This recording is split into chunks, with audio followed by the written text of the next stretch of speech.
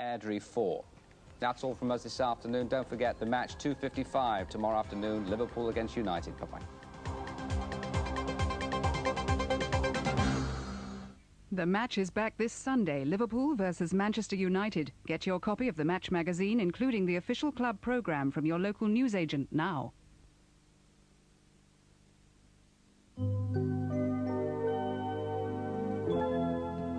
Black Beauty is taken away by local police in this week's episode on Granada in 15 minutes.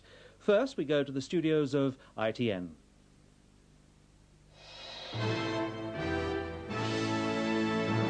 The news from ITN. France orders tanks and 4,000 troops to the Gulf. President Mitterrand is boosting French forces in Saudi Arabia with 3 paratroop regiments, tanks, infantry and anti-tank helicopters after Iraqi troops forced their way into the French diplomat's residence in Kuwait. About a dozen Iraqi officials, including 4 military attachés, are also being expelled from France. The heavy armoured forces pledged today by the French government significantly increases France's military presence in the Gulf. They will take the total French forces in the crisis zone to 14 warships and more than 13,000 troops. The complement of soldiers will consist of 3 paratroop regiments and infantry. It was at a hastily called cabinet meeting this morning in Paris that the French decided to escalate their forces. Later, President Mitterrand announced he was expelling a number of Iraqi nationals from France, including 4 military attachés from the Iraqi embassy in Paris. His decision is a direct response to the recent Iraqi occupation of the French embassy in Kuwait. And the action comes just 24 hours after Britain announced it was sending a further 6,000 troops to the region. The men from the 7th Armoured Brigade, or Desert Rats, were today preparing for their move to Saudi Arabia at their base in West Germany. And this latest European commitment to the Gulf has already been welcomed by the Americans. An elderly British couple stranded in Baghdad say they're being refused permission to leave, even though they're suffering ill health. Jim and Mary Wright say they're desperate to get home for medical treatment and to see their families. They've been married for 47 years, parted only during the Second World War, and determined not to be parted again. On a family holiday in Kuwait, they were caught by the Iraqi invasion, just 2 days after another granddaughter was born. And it was a shocker when we got to the airport that night. I said, sorry, no passport, no visa. You've got to go back. We have what we need. We get a bit lonely at times. Reading, playing patience. But we would dearly love to go home. Back to our own wee home in Scotland. In particular, they're missing their grandchildren. This is Natalie, aged 5½, in happier times with her grandfather. Okay. This afternoon, she was too upset to talk on the phone from Scotland. There wasn't much to say from this end, certainly no good news. Bye, God bless. It's an upsetting time for everyone. Desmond Hamill, ITN, Baghdad. Cheering crowds welcomed Brian Keenan when he finally returned home to Belfast today. The freed Irish hostage said he was overwhelmed by the turnout of neighbours, friends and everyone who campaigned for his release from Beirut 3 weeks ago. His mother Minnie was waiting for him at their house in East Belfast. Finally, World War II fighters joined modern RAF jets for a flypast over Buckingham Palace today to commemorate the 50th anniversary of the Battle of Britain. The Queen took the salute, watched by huge crowds in the Mall. A formation of Spitfires and Hurricanes led the tribute to the pilots of the Battle of Britain. From the veteran aircraft to the latest fighter jets, it was the biggest air display since the coronation. It involved 168 aircraft, including the Red Arrows flying low over Buckingham Palace.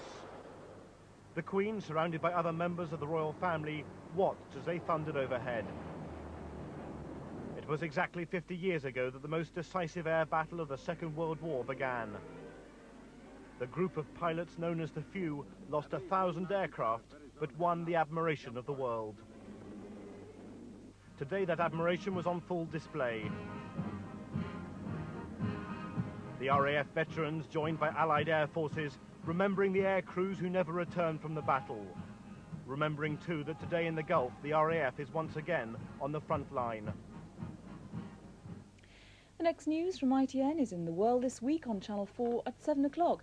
And I'll be back with a full roundup of today's news and sport in our late news on ITV at 5 to 10. I do hope that you can join us then.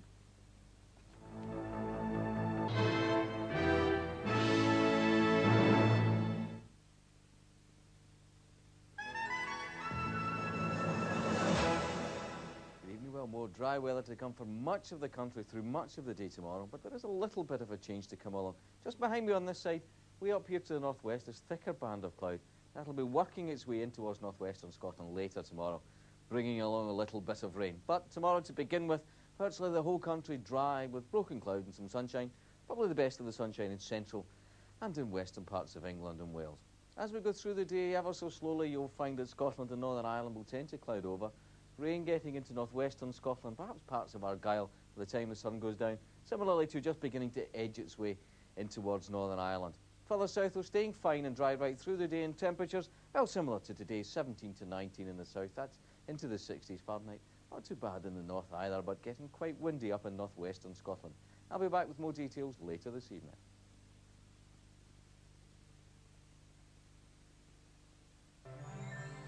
Saturday evening on Granada, a major earthquake rocks the beach in Baywatch at 5:45, and Shawnee has even more shocking news for Eddie. The ground isn't the only thing that's shaky around here, Eddie. I'm talking about us. A relationship breaking up. At 6:40, guess the phrase and break the bank on Catchphrase. Breaking wind. Breaking. Watch out, Beatles back at 7:10. If you'd like to know why this did this to this, watch the new series of Beatles About. At 7:40, top secret agent 007 is once again called upon to save humanity in The Spy Who Loved Me. Yes, I'll put our best man on it at once. But James, I need you. So does England. At 10:15, Peter Ustinov. I'm very proud of this. It's actually the Albanian Oscar. A rewarding lineup for Saturday evening here on Granada.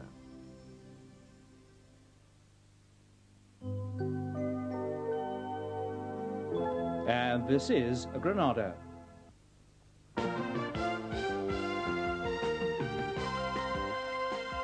Good afternoon. Now the latest news from the northwest.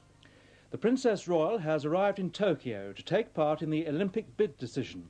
Her arrival has given a major boost to Manchester's bid to host the Games in 1996. This report from our reporter in Tokyo, John Huntley. Organisers and supporters of all 6 contenders bidding for the 1996 Olympic Games are gathered here in Tokyo, together with the 88 International Olympic Committee members who make that decision at around 1:45 on Tuesday afternoon, British time. The Manchester contingent is probably the smallest, comprising a group of just over 30, compared to the several hundred from Athens and Atlanta, but they feel very confident. The other contenders are Belgrade, Melbourne and Toronto. Princess Royal is here to lend Manchester support. She, of course, is one of the 88 people who make the decision, and Environment Secretary Chris Patton is expected later today. Clive Lloyd is here, and Bobby Charlton flies in on Monday. John Huntley with Manchester's Olympic bid attempt in Tokyo. 3 motorists, all in their early 20s, have been killed in road accidents on Merseyside overnight. The first crash happened at Innis Woods near the Formby bypass. The driver lost control of the car, which then hit a tree.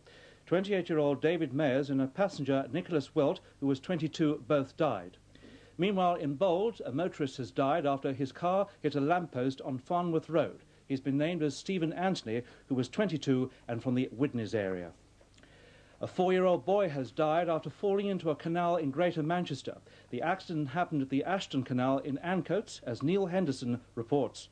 The alarm was raised at around 9 o'clock last night when Thomas O'Leary's mother reported him missing to Collyhurst Police. After police officers spoke to another 4-year-old child who'd been with Thomas that evening, the fire brigade drained a canal lock near Great Ancoat Street. They found the child, but attempts to resuscitate him at Manchester Royal Infirmary failed. Police say there are no suspicious circumstances. Liverpool has fewer people paying the poll tax than anywhere else in Britain. According to a survey conducted by the Guardian newspaper,